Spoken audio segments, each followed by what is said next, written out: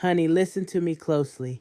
If you have ever been the black sheep, the scapegoat, or the disappointment of your family, pull up a chair and pour yourself a glass of something strong, because the story I am about to tell you isn't just petty, it is nuclear. It is the kind of scorched earth revenge that you dream about in the shower, but never think you'll actually have the guts to pull off. But I did. Oh, I did.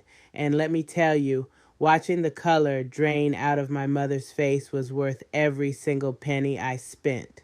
We are talking about a family that treated me like an unpaid intern in their lives for 27 years, only to realize too late that I was the one signing their paychecks.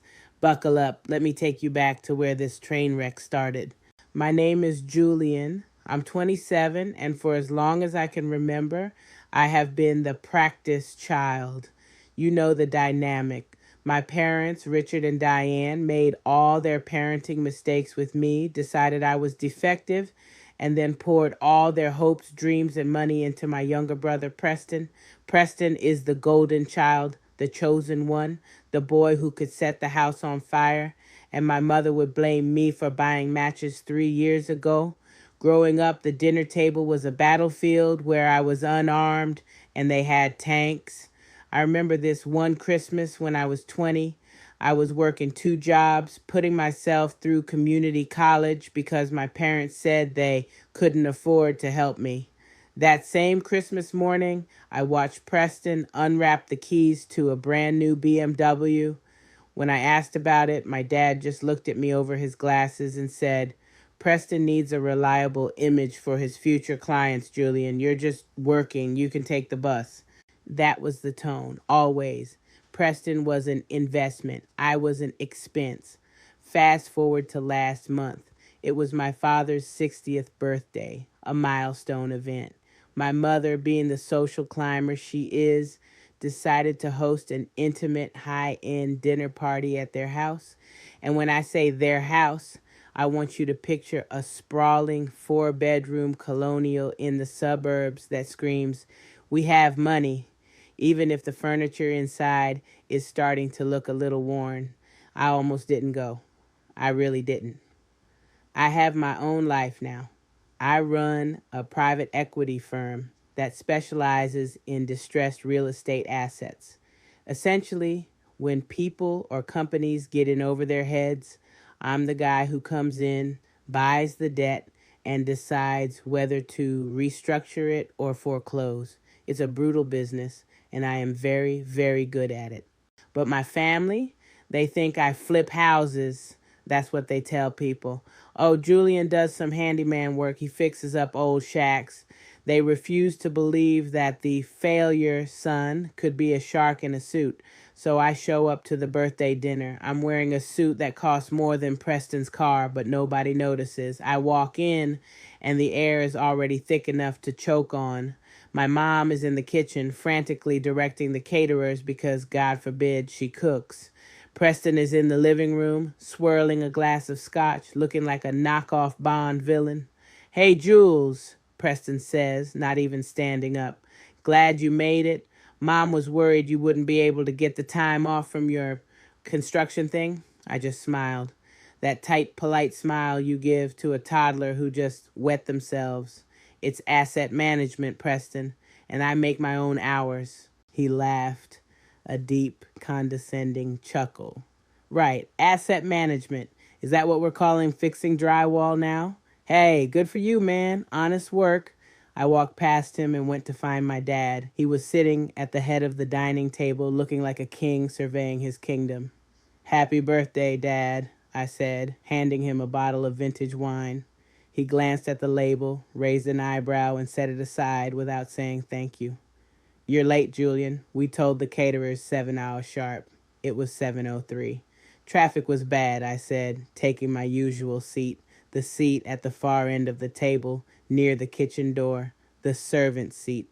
The dinner started exactly how I knew it would. It was the Preston show. My mom couldn't stop gushing. "Did you all hear? Preston just landed the account manager role at the firm. He's going to be running the whole department soon." That's amazing, I said, and I actually meant it. I don't hate my brother, or at least I try not to. I hate what they made him into. It is amazing, Dad said, slicing his steak aggressively. It's what happens when you have focus, Julian. Preston stuck to the plan. He went to the right school, he networked, he dressed the part, he didn't run off to play property brother with rundown shacks. There it was, the dig. We hadn't even finished the appetizers. I'm doing well, Dad, I said, keeping my voice level. My company actually just closed a major acquisition this week. My mom waved her hand dismissively, her diamond bracelet clinking against the crystal glass. Oh, Julian, please, let's not pretend your little side hustle is in the same league. We're talking about a corporate career, benefits, stability, real money. Real money, I repeated, staring at the centerpiece.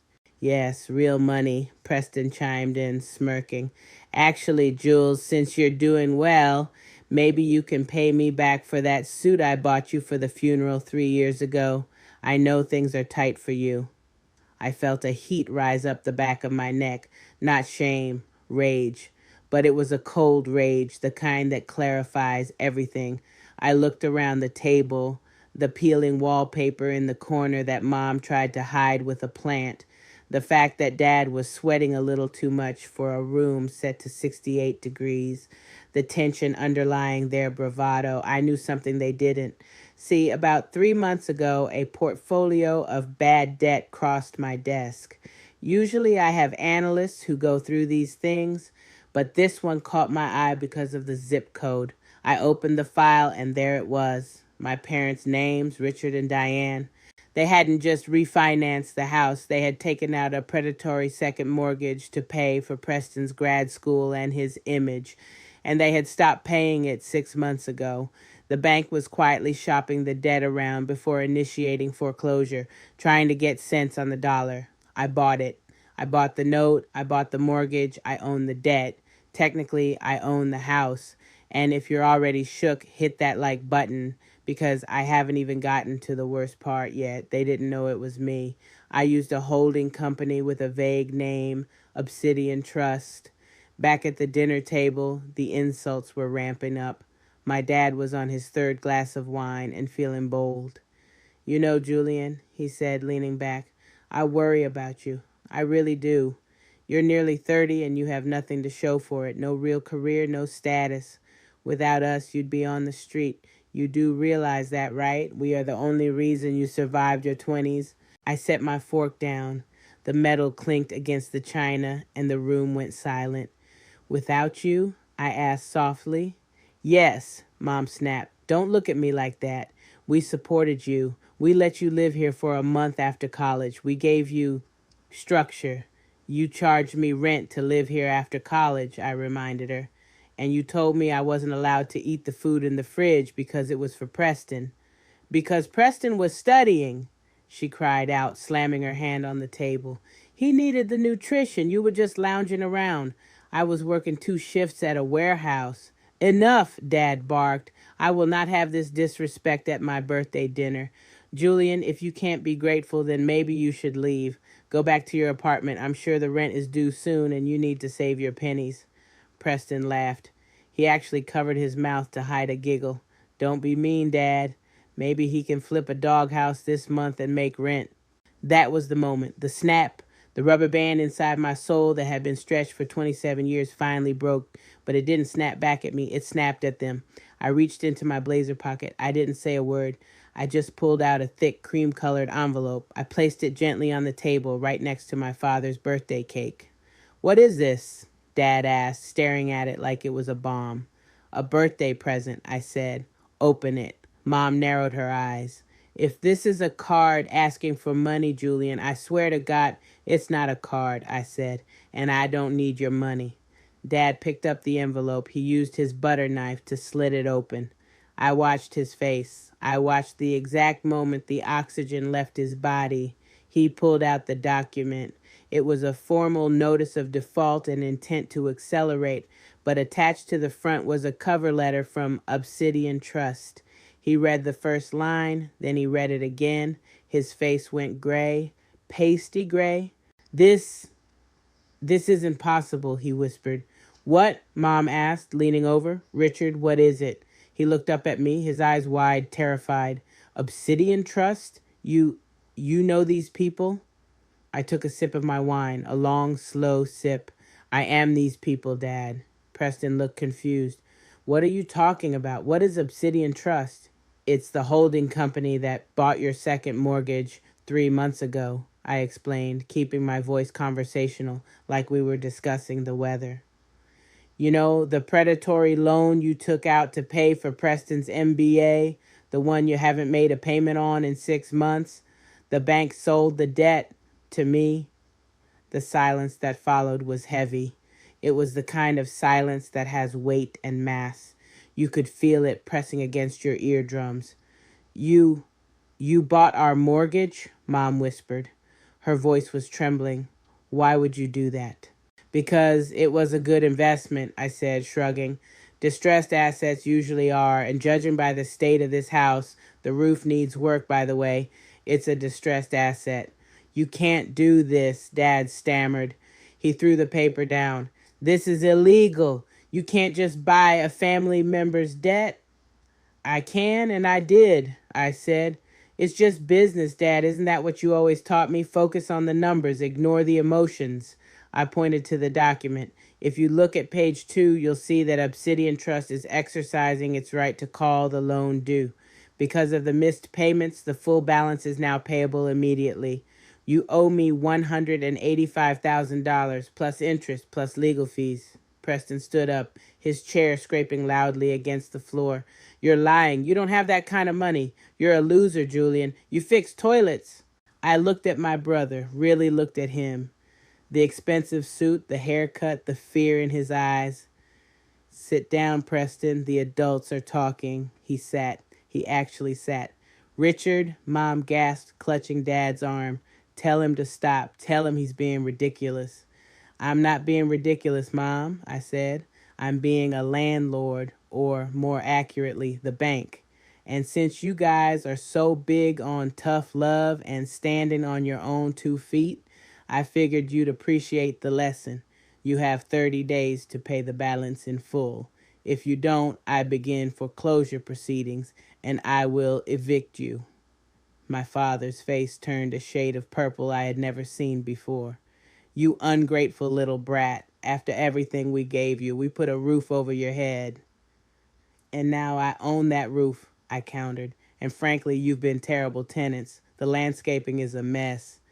Dad stood up, shaking. Get out of my house. My house, I corrected. Technically, but sure, I'll leave. It's your birthday after all. Enjoy the cake. I stood up, buttoned my jacket, and walked toward the door. I didn't look back. I could hear my mother sobbing. I could hear Preston trying to yell something, but his voice cracked. I walked out to my car, sat in the driver's seat, and just breathed. My hands weren't shaking. My heart wasn't racing. I felt clear. For the first time in my life, I wasn't the victim. I was the one holding the pen. Make sure you're subscribed because the update I'm about to drop is going to make you scream. You think they learned their lesson? You think they came to me with an apology? Oh, honey, no. They tried to go to war. Update 1, 2 weeks later. About 3 days after the dinner, my phone started blowing up. Not from my parents, they were too proud, but from extended family. Aunts, uncles, cousins I haven't spoken to in years. Apparently, my mother had spun a narrative that I had stolen their retirement money and was blackmailing them. My Aunt Linda left me a voicemail. Julian, I always knew you were troubled, but to scam your own parents, you need to sign that house back over to them immediately, or we are calling the police. I didn't respond. Instead, I had my lawyer, yes, I have a very expensive lawyer, send a cease and desist letter to my parents regarding the defamation. I also sent a formal demand for payment. Then Preston showed up at my office. He didn't make an appointment. He just barged into the lobby, demanding to see me. My receptionist buzzed me, terrified. Sir, there's a man here yelling about a lawsuit. I told her to let him in.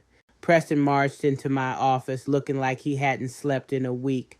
His tie was crooked. He looked around at the glass walls, the view of the city, the mahogany desk. I saw the confusion on his face. He was trying to reconcile the loser brother image with the reality of my success.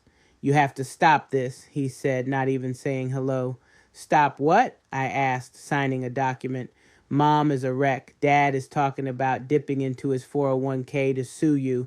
You're destroying the family." I looked up. "I'm not destroying anything, Preston. I'm collecting a debt. If it was Chase Bank, you wouldn't be here yelling. You'd be packing." "But it's not Chase," he screamed. "It's you. You're supposed to be our brother, our son." "I was supposed to be," I agreed. "But you guys made it very clear that I was an investment that didn't pay off. Well, now I'm the investor. And Preston, I know about the gambling." That stopped him cold. See, when you buy debt, you get the records. I saw the cash withdrawals. I saw the transfers to offshore gaming sites. I knew why my parents took out that second mortgage. It wasn't just for grad school. It was to cover Preston's bad bets. "I don't know what you're talking about," he stammered, sweating. "I have the statements," I said calmly. "Does Dad know? Does he know the golden child blew 50 grand on online poker?" Preston went pale. "You wouldn't." "I haven't," I said, "yet. But if you or Mom or Dad try to slander my business one more time to the extended family, I will print those statements and mail them to every aunt, uncle, and cousin we have. Try me." He stared at me for a long moment, realizing he had absolutely no leverage. Then he turned around and walked out. Update 2, the eviction. The 30 days came and went. They didn't pay. They couldn't pay. My dad's wealth was all smoke and mirrors. He was leveraged to the hilt to keep up appearances. My lawyer filed the foreclosure paperwork. Because I held the note directly, the process was faster than a bank. We scheduled a court date. They didn't show up. My lawyer got a default judgment. The sheriff's deputy served the eviction notice last Tuesday. I didn't go. I didn't want to see it, but my property manager was there to secure the asset. He told me it was ugly. My dad was screaming at the officers. My mom was crying on the front lawn, clutching a vase. Preston was nowhere to be found. Apparently he had business out of town that day. Coward. They have been removed. The locks have been changed. Final update, the aftermath. So, where are we now? My parents are currently staying in a 2-bedroom apartment about 30 minutes away. It's in a rougher part of town. I hear my dad is trying to come out of retirement because his credit is shot, and nobody will give them a loan. Preston, the golden child? He lost his job. Apparently, the stress got to him. He snapped at a client, and since his performance was already shaky, they cut him loose. He's living on my parents' couch in the apartment. As for the house, I walked through it yesterday for the first time since the birthday dinner. It was strange. It was empty. The echoes of my childhood were gone. I walked into the dining room where I had sat at the bad end of the table for so many years. I stood there looking at the spot where my dad used to sit and make me feel small. I thought I would feel sad. I thought I would feel guilty, but I didn't. I felt light. I've decided I'm not going to flip it. I'm not going to sell it. I'm going to renovate it. I'm going to tear down the walls that separated the kitchen from the dining room. I'm going to rip up the carpets where I used to get yelled at for tracking in mud. I'm going to turn Preston's old room into a home office. And then I'm going to live in it. My Aunt Linda called me again yesterday. She was crying this time, not yelling. She asked, "Julian, how can you sleep at night knowing your parents are in a rental?" I told her, "I sleep just fine, Aunt Linda. I have a really nice master bedroom now." So here is my question for you guys, and be honest with me in the comments. Was I too harsh? Should I have just let them keep treating me like garbage while they lived in a house they couldn't afford? Or did they finally get exactly what they ordered for dinner? Let me know. And remember, be careful who you call a failure. They might end up owning your mortgage.